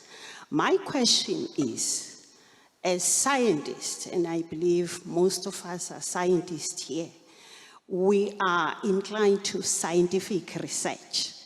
And my question is, why do we allow research where it matters to unleash the potential at the basic education level, the STEM research, to be 99% anthropological or qualitative? And by that I mean that research means romanticizing the problem, just explaining the problem and not solving the problem. If a child says 4 + 9 is 100, oh no, you respect, that's his opinion, it's okay. That's not science. If a child says, no, an atom is a tomb, that's okay. And that's qualitative research. My question is, as scientists, why are we, or why are the scientists allowing STEM education research to be predominantly dominated by non-scientific research? Because it doesn't give us solutions. It explains the problem and romanticizes the problem. Thank you. Thank you so much. If I can, thank you so much. When you're asking your question, if you could please direct it to somebody on the panel so it's clear. Ma'am, you can go, and then after you go, the two ladies, we'll take one last round after the panel responds to these 5, but it will be you, ma'am, and then the ladies here in the middle. Thank you very much. I'm Suad Suleiman from the Sudanese National Academy of Sciences. One comment I want to make is that in Sudan we have an Institute of Medicinal Plants and Traditional Medicine established in the 1980s. And we have been doing great, except that in the past few years, our research has been reduced, our training has been reduced because of lack of funding and the sanctions on the country. I think now it is time that we have lots of material, we have lots of expertise, and we can provide lots of collaborative work with other science researchers in the African continent. My other comment is that we have been talking about science and what it can do over the past 2 and today also, but we haven't identified the problems that are threatening Africa so that we can have a multidisciplinary approach to solve those problems. And I mentioned 2 of the problems now. One of them is food security, and it is a threat to most of the African countries, especially countries in the Horn of Africa. Specifically, I mentioned the problem of aflatoxin and contamination of agricultural products with this toxin. And it needs a multidisciplinary approach to solve the problem. Can we approach different organizations, especially ANSO? It is a big problem in Sudan, and we need the support from other research institutions and funding agencies to address the problem.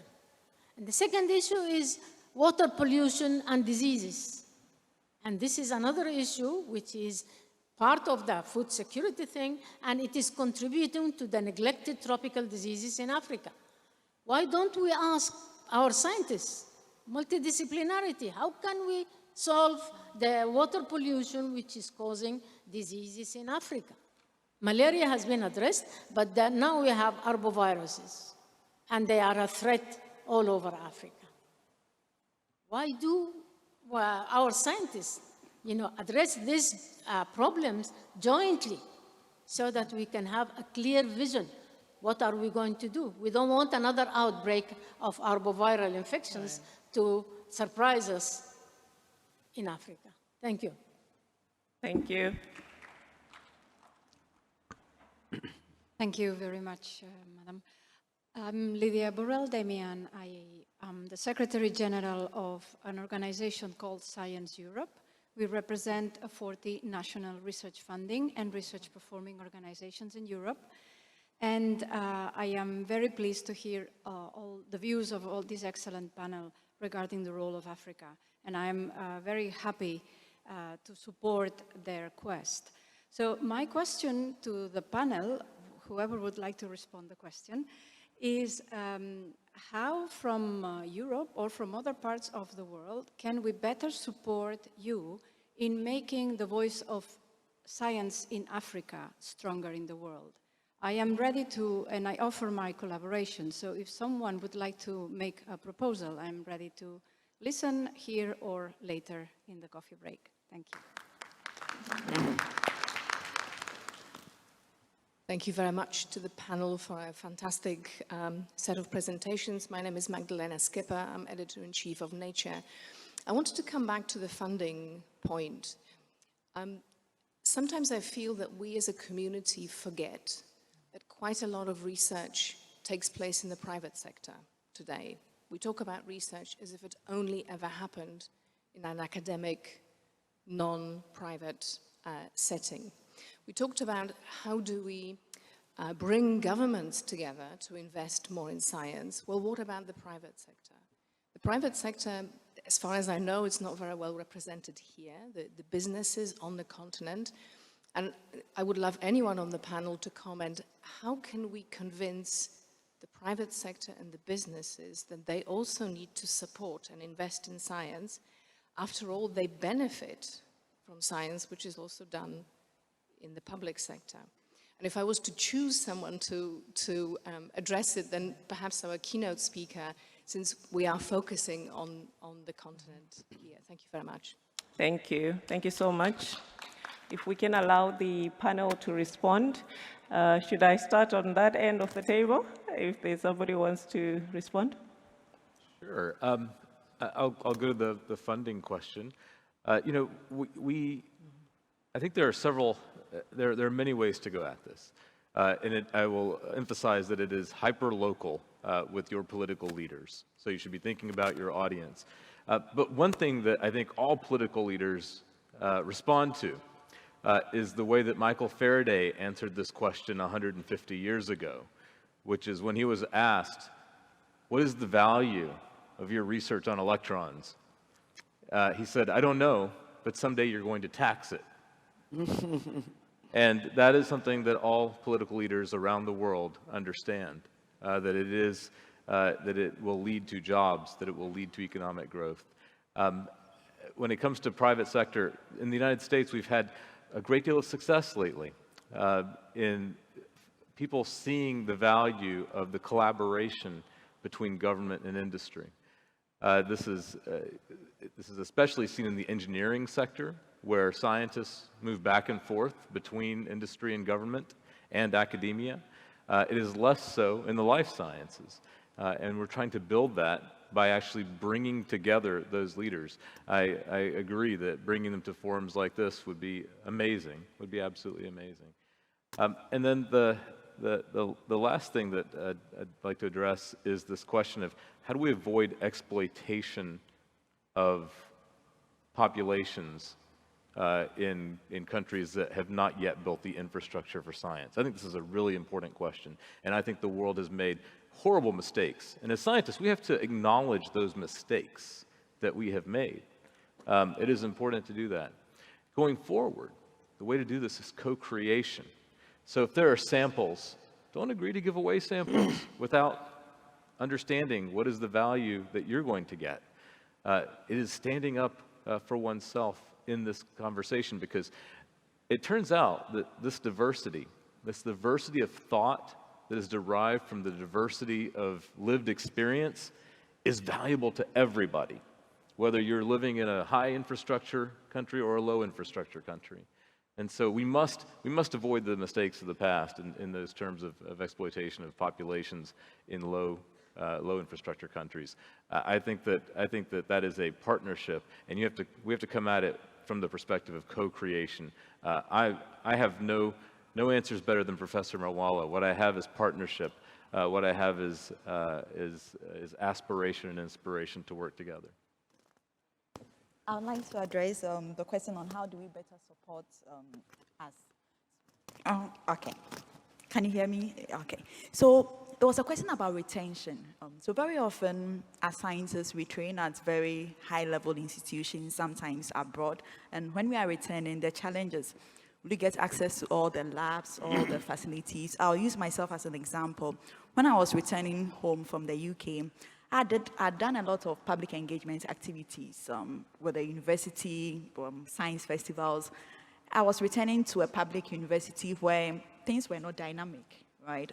Things were not happening there. So I had to rethink and choose an institution where I could be free to do things that would bring change to my community in terms of the public engagement. So in ways you can support is that maybe create support people in terms of the projects they want to do when they want to return home, because with that, they know that all the skills and training that they have gained whilst they studied will not just be left on the shelves, but will be very relevant to their communities when they return. The other question on how public sector can be brought in. So I'll use another success story of AIMS. So at AIMS, we train mathematicians, and very often industry needs a lot of our skills. So we have this program, Industry in Immersion program, where our graduates, after they finish their masters, we take them through some entrepreneurship where they can go into industries and support industries. And there was a pension fund company in Ghana which had been producing products for a long time, and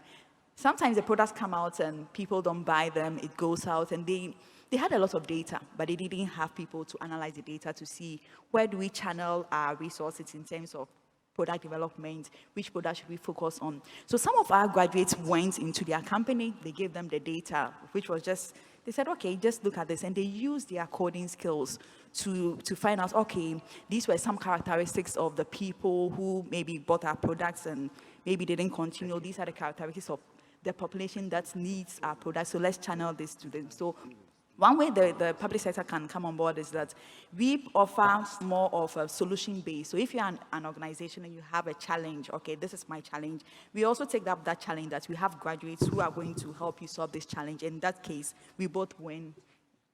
Thank you. Yes, I would like to try to link three of the questions, two from the first round and one from the second round. And that is in the context of the brain drain that was mentioned. And well, I must admit, I'm maybe one of the examples of brain gain to Africa, because I came here from Europe some 10 years ago. And I think the question of how to retain the capacity that's built is, well, maybe one point, maybe not but the only one, is to have a conducive environment and a supportive infrastructure to conduct the research that the people are then interested in. And I think that links quite a bit to the question that was asked by Martin Dominik on how to set up or how to overcome pressure to sign bad deals. And I think, well, also that is not a conclusive answer, but maybe have all those deals have an element of improving the infrastructure, improving the environment here on the African continent. And this then also directly goes to the colleague from the European Union who asked how can they help, and I would essentially say the very same thing. well, do support both infrastructure or science infrastructure development here in Africa, as well as also human capacity development also here in Africa and not just elsewhere. Thank you so much. All right, colleagues, we are over time, but we will take the last round. So we'll start here. I think you've been standing for quite a while. Thank you very much. It's what's called a health-promoting behavior. My name's Leslie Swartz. I'm editor-in-chief of the South African Journal of Science. And I'd like to thank all of the speakers and the people who've asked questions for what's been discussed today. One thing that's kind of been implicit, but I don't think has been mentioned explicitly, if we talk about voice, as one of the interlocutors here spoke about today, and interdisciplinarity, there's one feature that I see, particularly as a science editor, which really needs attention, which is the question of communication and writing skills. Not a week goes by in my role as seeing submissions to our journal where I can see that the scientists can do the science, but they're not part of the hidden curriculum of how you put together a scientific argument that is going to be read and accepted by other scientists. And this is often something that gets left out in favor of technical skills and so on. And there's a lot of emphasis in this meeting, as there should be, about communicating outside of science and to general publics and so on. But it's a much more general issue. At our journal, we run regular online support groups for African scientists who wanted to publish both in our journal or anywhere else in the world. But we need much more attention, in my view, to this issue of science communication. Thank you very much. Thank you so much. Again, an area that I know our organization can assist with, but I'll also let the panel speak to that. Second question. Thank you very much, Program Director. Firstly, I would like to say to the scientists that are here, you deserve a round of applause because science is the only discipline that has dropped the borders and united all the continents through the existence of the cyberspace. So that deserves a round of applause. When I attended the conference yesterday, one of the sessions, I saw people talking about unemployment, using science to deal with unemployment and inequality. So I wondered, because scientists have created, or through innovation, they've enabled the world to, or they have created a space where many jobs have been created through the cyberspace. So we have seen that there is a cyberspace, there are cyber doctors, virtual doctors. If you go to these camps, you see doctors there. And then there is this concept of cybersecurity. Then I have a question that is directed to Prof. Marwala. When he talked about the skills revolution, we have seen that there is cybersecurity, and we have seen that people who have access to this cybersecurity, it's not the kids from, or the youth from previously disadvantaged communities or economically disadvantaged communities, but it's people who have money to do that cybersecurity course. And if you look at government financial aid scheme, which is NSFAS here in South Africa, is not funding this cause. And this is a skill that is not available to many countries in the world. And there's a shortage of skill in this space. So from a regulatory point of view, I've seen that governments worldwide have not looked at the cybersecurity companies. How are they going to regulate those cybersecurity companies so that we ensure that people get access to cybersecurity space, so that we address this issue of unemployment? Thank you. Thank you. Next question. Thank you very much, ma'am. and thank you to the panelists. My name is Kumbulani Mpofu. I'm a South African research chair in future transport manufacturing technologies. So the question I want to throw onto the floor is, how do we achieve social justice in Africa when there is this continual mindset that in Africa we cannot develop anything?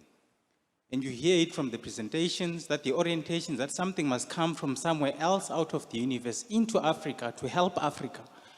But what about the things that we are developing here in Africa that need to go and change the world? I know that in several instances, a lot of things have actually been taken out of Africa and they come back from the north as if they were started off in the north when they actually started off in Africa. And sometimes those things are not spoken about because maybe it's not politically correct. Maybe the funders will not be more liberal with you because you're speaking directly. But I think these things need to be addressed because we can't speak about social justice through science when we are not dealing with this idea that in Africa, the only thing that you're going to get is problems. The only thing that you're going to get is issues. There is no solutions that are being developed. Even during the pandemic, there were solutions that were being developed, and those who live in South Africa know there were people who were running around and selling trees that were helping people with COVID. And I know, and I've witnessed those things where people were helped. But because the conversation, it wasn't the big farmers, that conversation was not allowed, it was taboo to be speaking that language. And for me, I think we will not achieve social justice through science if there's this notion that the only things that can come from Africa is problems. When there are things that are being done from the continent that are working, and for me, the question that I want to ask to all the panelists is, how do we change that conversation and make sure that people come here and they recognize that there are things that are happening? I mean, yes, yesterday when we spoke about the telescopes that are being set up, people spoke beautifully about that, but there are a lot of other things that maybe at a smaller scale that will impact the rest of the world if we are given the opportunity. Thank you very much, ma'am. Thank you. Thank you so much. Great question. Thank you so much. My name is Emmanuel Zeferino. I'm originally from Angola, but I live in South Africa for quite some time, and I'm a project manager in an organization called Sunstone Logistics System, and also a researcher at Tshwane University of Technology. My question is quite related to what was just alluded to now. However, my concern is on the much needed justice in introducing local technology, mainly in the manufacturing space. I believe, and from experience, because we have an incubation center at Tshwane University, the University of Technology, which has got a lot of technology that have been patented, and they're just sitting there, some of them gathering dust.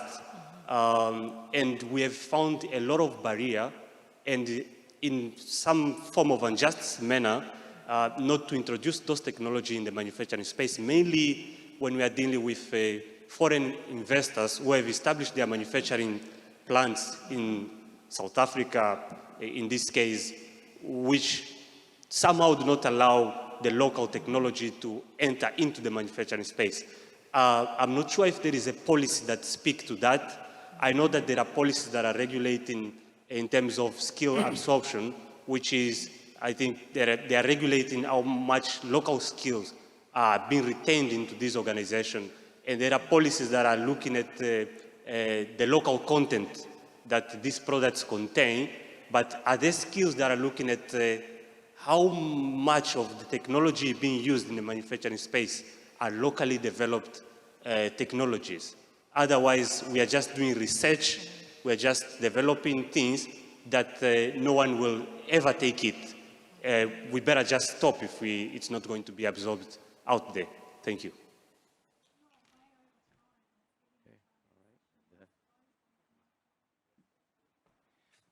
All right, last question. Sorry, thank you very much for taking this last question. My name is Ted Lawrence. I'm the Executive Director of the African Center for Aquatic Research and Education. This is toward Dr. Marwala. I'm very heartened by your talk and vision of collaboration and cooperation. And because it takes more than a village to address our environmental and science issues. But disheartened a little bit because for over 60 years we've been talking about collaboration at every forum, every conference, every paper. And I know that we all have the desire and duty to collaborate, but we often don't have the ability. So I guess my question is do you have any ideas, or does anybody on the panel, about what mechanisms we can create to facilitate collaboration and cooperation amongst our communities? And like my colleague, I offer my assistance. Our organization has created a network of over 160 African freshwater researchers of the 10 riparian countries of the 7 African Great Lakes. Thank you. Thank you. Thank you so much. So, colleagues, we're way over time. I'll take the blame. It's my fault as moderator, but the discussion was hot. The questions are good. And I'm going to just ask our panelists to respond to some of the questions and also just then wrap up with your closing remarks, really just around how do we take African science seriously and what could be some of the low-hanging fruit and things that we can do to really unleash, amplify African science. So respond to the questions and then just your closing remarks. And I'll start with Prof. Sudeep, and Prof. Marwala will end with you as our keynote. With collaboration, this idea of creating these networks, we live in a very different age than we did even 3 years ago. The norm has become that we can have these virtual spaces so that instead of the way the world worked 50 years ago, where my uncle moved to the United States to do science in the United States because that's where he could do it, we don't have to do that anymore. The next 50 years will be very different from the past 50 years. Now, we have this ability to collaborate virtually, to meet up once a year, once every 2 years, and to actually move forward in that fashion. That is remarkable. That is a giant difference from the past. Let's make use of it. Let's make use of it as scientists. So I'd encourage that. In terms of wrapping up, let me just say that I have an incredible amount of optimism in the face of great challenge. There's huge challenge here. There's huge challenge around the world. We are facing lots of existential threats. But I am optimistic. I am optimistic because I see the potential of the young people of Africa and around the world. But particularly here, because of that large population, I see the change in attitude. I see the vision that leadership will come from this continent, that leadership will come from around the world. The questioner who asked, how do we make that normative? It's by you speaking up. It's by your taking leadership, you're doing it, and we're seeing it here on the panel as well. So I have great optimism. Thank you very much. So my closing remarks, I'll say also on the line of optimism, in spite of the challenges, there are some positives. On this panel, we've shared a lot of success stories. Myself, I'll talk about the Girls in STEM project, which I'm involved in.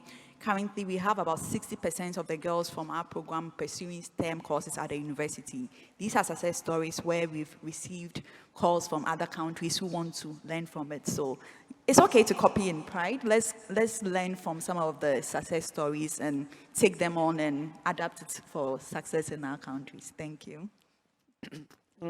Thank you. And maybe 2 points. One is the issue that Prof raised in his intervention. We need more networking and quality networking among African research institutions and among African researchers. If we don't do that, nobody's going to do it for us. So we have to put intention on that. It's a personal intention, it's a community intention to say, we need to collaborate. We cannot afford not to collaborate. And I think it's that combination that will also make much more visible the contribution of African research, not only to Africa, but to the global common goods also. The issue also of capacity building and mentorship.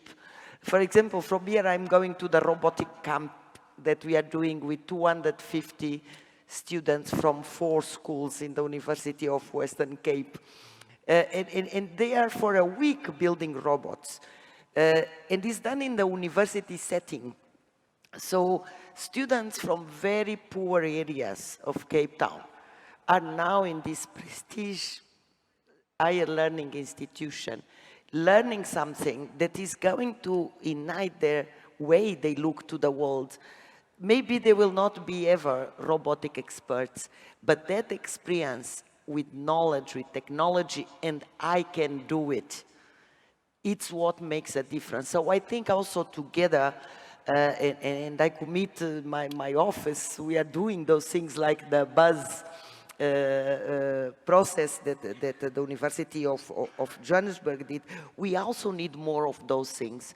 And really also through that, then bring the common and shared vision for a sustainable world, for a just and inclusive world. So I think working together, and make sure that the potential that's in our peoples, in particular our younger people, are really in the front run of what we do. Thank you. Yeah, okay. Time is running short. I have to say that it's very important, for nations to learn from each other. As in my presentation, I emphasize we learn from each other. And for the African situation, for instance, that the indigenous medicine is a good example.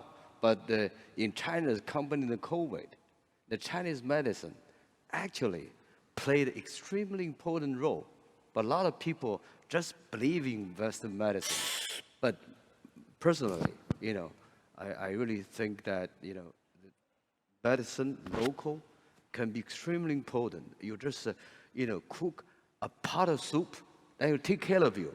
Even up to date, I think a more and more important role being played by indigenous medicine to kill.